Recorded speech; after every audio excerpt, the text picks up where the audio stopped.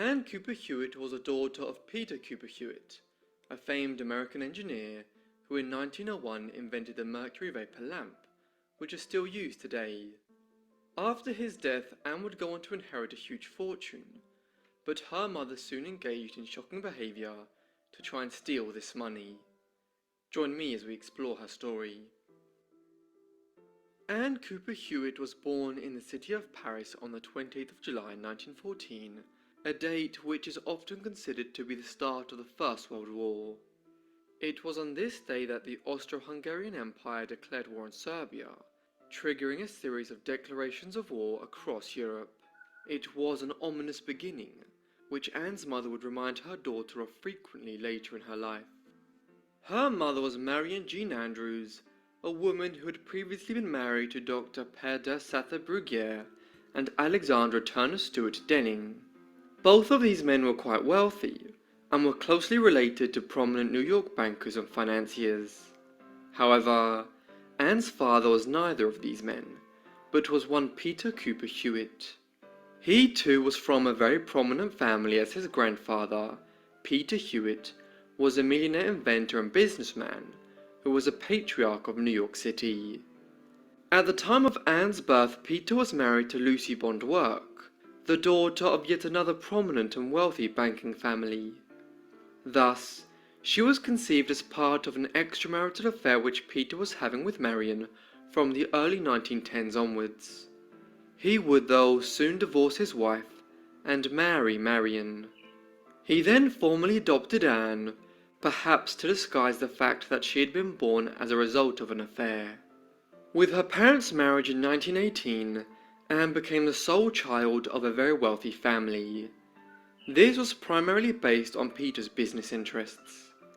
An engineer by training, in 1901 when he was 40 years old, Peter had invented the mercury vapor lamp. This was a type of gas discharging lamp that uses an electric arc transmitted through vaporized mercury to produce a very bright light. The new lamp offered enormous benefits on previously available bulbs, notably the fact that the bulbs used in it could last for up to 24,000 hours, transmitting a very bright light. This made them ideal for the use in street lamps and other environments in which very bright lights were needed, such as hospital operating theatres, stadiums, and other public buildings. Consequently, the mercury vapor lamp was quickly adopted widely across the Western world, and indeed these types of lamps are still widely used in many countries over 120 years later. And because he had invented it, and had a patent on the design, Peter Cooper Hewitt became a very wealthy man. This was the context in which Anne grew up, and it would also have a crucial bearing on the entire trajectory of her life. Anne did not know her father to any real extent. He died in the early autumn of 1921, shortly after her 7th birthday. Peter was born back in 1861, and there was a 20-year age difference between himself and Anne's mother. So, it was unsurprising for him to have died long before Marion. His will was somewhat unusual. He did not leave his entire estate to his wife, nor did he divide it equally between her and their only child. Instead, Peter willed it that Marion would receive just 1/3 of his estate, with Anne receiving the other 2/3. She would assume this wealth in the summer of 1935, when she turned 21 years of age. The sum of money was very considerable. Although his original design for the mercury vapor lamp had some design issues, by 1903 he had worked out the kinks, and the lamp was then adopted across the United States and in many European countries. This includes an innovation known as a mercury arc rectifier, which could convert alternating current power into direct current, the two types of current which had sparked the current war of the 1880s between Thomas Edison and George Westinghouse. Another boom to his finances was in the emergence of the Hollywood film industry and the adoption of Hewitt's lamps for lighting studios. As a result of these endeavours, when he died in 1921, he left behind an estate worth $4 million, a sum equivalent to upwards of $100 million in today's money, depending on how the inflation is calculated. Approximately $2.7 million of this money was put aside in trust for Anne, and she would inherit it in 1935. Sadly, the money would be central to her tragic story in the 1930s. Anne's relationship with her mother was always strained, and this continued as she grew up. Marion was cruel to her daughter, verbally insulting her by calling her an ugly duckling and an imbecile, and she would even physically hurt Anne. Many years later, Anne stated that her mother rarely came near her, instead employing a team of maids to do everything from dressing her in the morning and making her meals, to putting her to bed at night. Instead, Marion lived an aloof life, and she married twice more within a few years of Peter's death. First to Baron Frederick Émile Regis d'Erlanger in 1922, and then to George William Charles MacArthur in 1926. Marion also developed a series of nefarious habits that led to her gradually squandering the immense fortune which her husband had left her. These were a growing alcoholism and an inclination for gambling, a toxic mix for a woman with a lot of money to lose. By the 1930s, these vices were primarily being indulged out in California, where she and Anne were living in San Francisco. Meanwhile, Anne lived a secluded life, with her mother locking her away in her bedroom and deliberately trying to limit her from making friends or socializing. As Anne grew up and neared her 21st birthday, and the age when she would inherit the money her father had willed to her, her mother evidently began to scheme as to how she might acquire the wealth. And there seemed to be one way to acquire this inheritance. A stipulation of her late husband's will had been that, if Marion were for some reason to outlive her daughter, and if Anne died childless, then Anne's portion of the estate would revert to Marion. This was a common-sense approach, but Marion tried to exploit this in a particularly sinister fashion as her daughter neared her 21st birthday. In August 1934, when she was 20 years old, Anne was having lunch with her mother on the outskirts of San Diego when she developed an uncomfortable ache in her abdomen. Anne was immediately rushed off to a hospital, and at the door she came into contact with a Dr. Tilton Tillman. As soon as the doctor saw Anne, he informed her that she was suffering from appendicitis and would have to undergo surgery to have the appendix removed. Appendicitis was hardly an unusual diagnosis, but some time later Anne revealed that at no stage did Dr. Tillman physically examine her to confirm that this was actually what she was suffering from.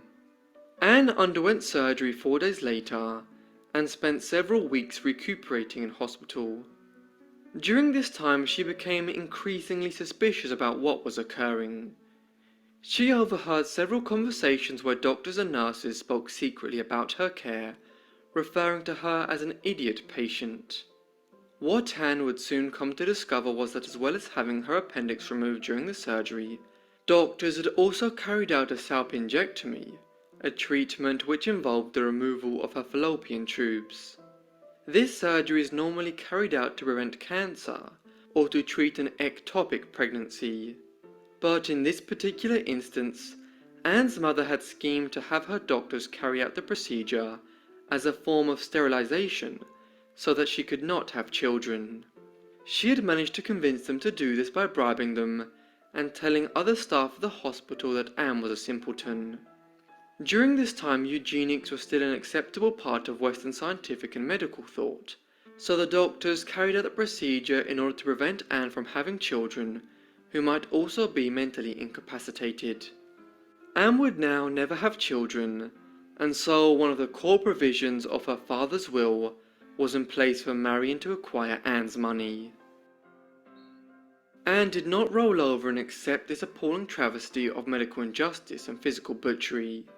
Instead, she hired legal counsel, and in January 1936, at a very public press conference in an office in San Francisco, she declared to gathered reporters that she was suing her mother for $500,000, claiming that Marion had hired 2 doctors to sterilize her, and that she had also paid them off using money taken from Anne's trust. The press ate up the story, which pitted a malevolent mother against a rich young heiress. Through 1936, there were dozens of stories printed in some of the country's leading newspapers. Eventually, things turned nasty. The police got involved, and both Marion and the two doctors she had bribed were arrested and charged with mayhem, a loosely defined crime which could involve maiming or disfiguring a person. If found guilty, Anne's mother was looking at serving up to 14 years in prison. But it never got that far. Ultimately, when the police caught up with Marion, they found her in a hospital in New Jersey after attempting to commit suicide. When it came down to it, Anne wasn't prepared to testify against her in court if it meant sending her to prison, and so the case was quietly dropped. Marion's scheme would never come to fruition. While Anne could never have children, she still had to die before marrying in order for her mother to acquire the $2.7 million part of the estate. And this never occurred. In fact, Marion was dead within a few years.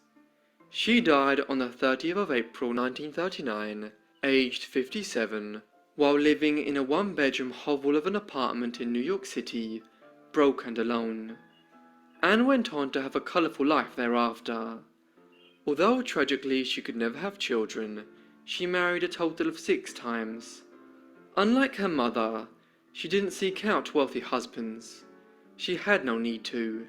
Instead, she married a line of men from modest backgrounds, including a miner, a barman, and a cowboy, who doubled as a disc jockey. The disc jockey and sometime cowboy was none other than Frank Rodeo Roy Nicholson, and he was both husband number 4 and husband number 6, Anne having divorced him once and then reconciled and remarried him again sometime later. Her marriage to Nicholson created news headlines again for Anne in the late 1940s, when she married him for the first time. Nicholson divorced his existing wife in order to marry Anne, but his wife was then found dead just hours after the divorce was finalized.